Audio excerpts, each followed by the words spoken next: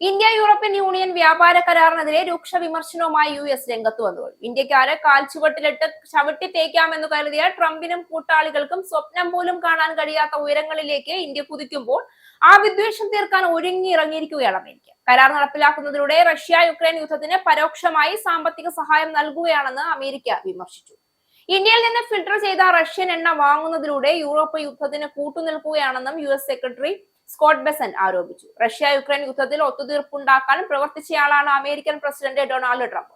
യൂറോപ്യന്മാരെക്കാൾ വലിയ ത്യാഗങ്ങൾ ഇക്കാര്യത്തിൽ അമേരിക്ക സഹിച്ചിട്ടുണ്ടെന്നും സ്കോട്ട് ബെസന്റ് അവകാശപ്പെട്ടു.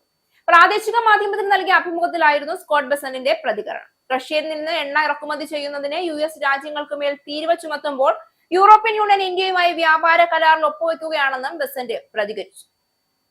അമേരിക്കൻ പ്രസിഡന്റ് ഡൊണാൾഡ് ട്രംപിന്റെ തീരുവ ഭീഷണികൾക്കിടയിലാണ് ഇന്ത്യ യൂറോപ്യൻ യൂണിയനുമായി സഹകരിക്കാൻ ഒരുങ്ങുന്നത്. ലോകത്തെ ഏറ്റവും വലിയ സാമ്പത്തിക കരാറുകളിൽ ഒന്നായ ഇന്ത്യ യൂറോപ്യൻ യൂണിയൻ സ്വതന്ത്ര വ്യാപാര കരാർ ഇന്ത്യക്ക് സ്വപ്ന നേട്ടമാണ് കൊണ്ടുതരാൻ പോകുന്നത്. ഇന്ത്യ യൂറോപ്യൻ യൂണിയൻ വ്യാപാര കരാർ പ്രഖ്യാപനം കൂടി വന്നതോടെ വിറളി പിടിച്ചു കഴിഞ്ഞു ട്രംപിന്. നിയമപരമായ നടപടിക്രമങ്ങൾ പൂർത്തിയാക്കിയാണ് ഇരു രാജ്യങ്ങളും ഔപചാരികമായി കരാറിൽ ഒപ്പിട്ടത്.